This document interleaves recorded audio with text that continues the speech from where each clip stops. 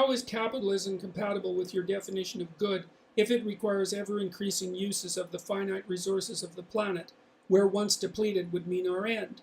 Well, I would say capitalism isn't compatible with my definition of good if it requires ever-increasing uses of the finite resources of the planet.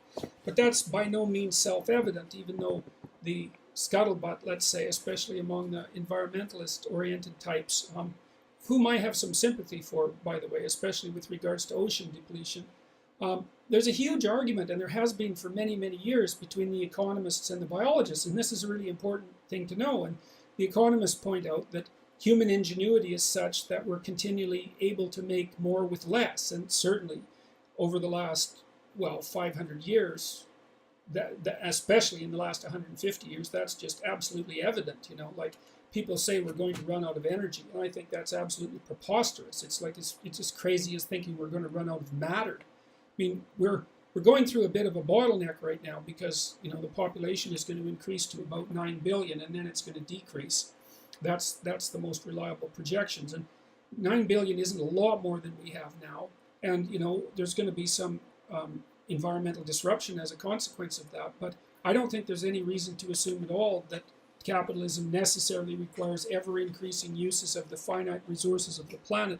It's also not obvious to what degree the resources of the planet are actually finite, because we can continually think up new uses for things that nobody thought had any use at all. And so it depends to some degree on whether or not you're willing to bet on human imaginativeness, or you're going to be a Malthusian pessimist. And I'm not saying that there aren't reasons for both. I'm just saying that it is by no means self-evident that things are getting worse.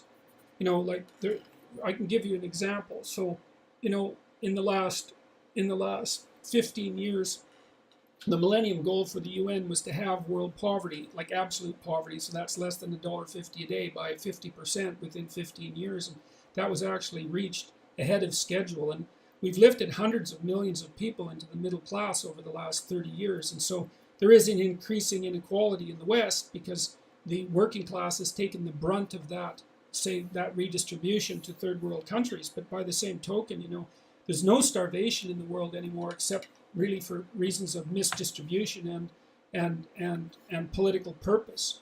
And people are becoming richer and more educated all the time. And you know, and we are waking up to our planetary responsibilities. Once people stop starving to death and having to burn like dirt and eat, you know, substandard food that they've scraped out of the ground, they do start to turn their attention to things that might be more aesthetic. And so, look, I don't think there's any reason to be pessimistic, not fundamentally.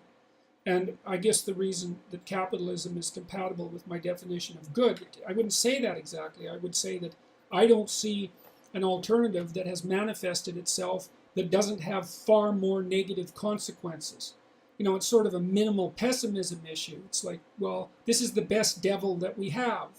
And I do believe it is, because the successful societies, by any stretch of the imagination, by virtually any metric, are the capitalist societies. It's certainly the case, for example, that the Soviet Union demolished far more of its natural resources to far less productive consequence than the West did.